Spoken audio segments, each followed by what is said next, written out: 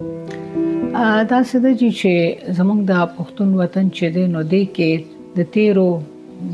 کم از کم 15 کالونه دا جنگ او دا دهشتګردي او دا مذهبي انتها پسندي دا ټول کیسې روانې دي. نو په داسې حالاتو کې همیشه داسې وي چې وروسته پاتې قومونه چې کوم وي نو د هغې ښځې چې وي نو هغه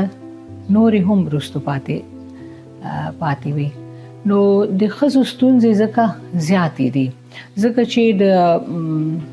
د جنگ اثر چې دی که نه هغه په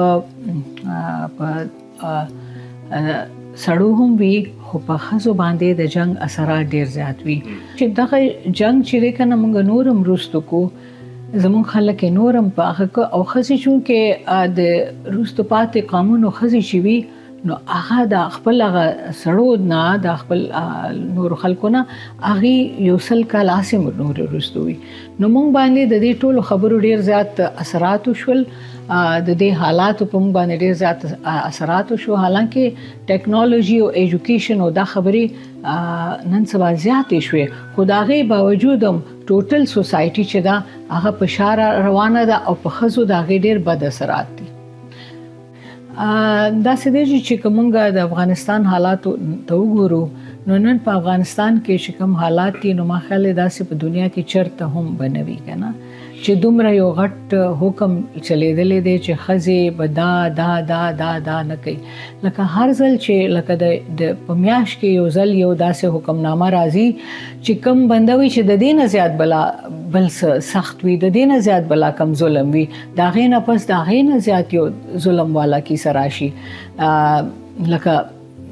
سمود مخ کې دا و چې आवाज به د ښځې نه اوري کنه په دې زمانه کې داسې څنګه سوچ کولی چې اوس کوم دا د تیر هفته چې دا کوم حکمنامه رااله چې ښځې به سړی به وهلی شي او هغه به لکه اډو کو ماتول باندې 15 ورځې سزا ده. نو داسې قسم سوچ یو ریاست لګي داسې چې د خلکو سره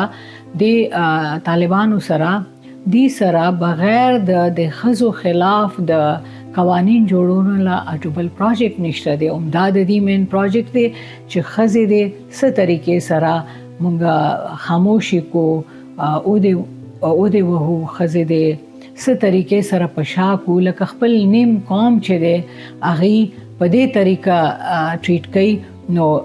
د دې نه زیات بد حالات به نور څه کېدای شي. خدا دا چې لکه ښځې د کم د 2001 نه تر 2021 پورې چې کوم ښځې د کم دور نه تیرې شوې هغې څه ولیدل هغه یو نسل چې دی هغه وي خو بیدار نسل دی. زما امید دا دی چې دا نسل چې دی دا به خپل یعنی دا به هیرای نه چې هغوی څه زده کړي دي او هغې به دغه شی په خپل راتلون کې نسل ته منتقل کړي. نو د قومونو په ژوند کې سخت ورځې راځي خو افغانان چې دی زما په خیال هغې به د دې سلاره روباسي خامخا به روباسي او هغه د حکومت په چینج کېدو کې وي خو افغانان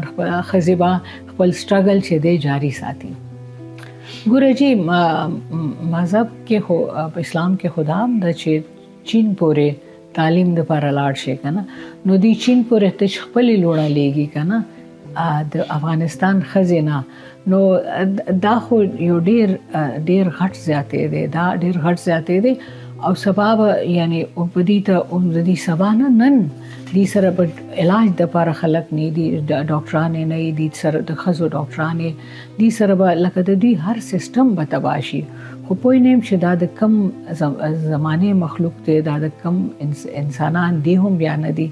لکه دا دوی چې کوم دی په دې خبرو سوچ نه کوي چې دی خپل کام ته خبر کوي څوک چې خپل نیم آباده سره نیم قوم سره دا سلوک کوي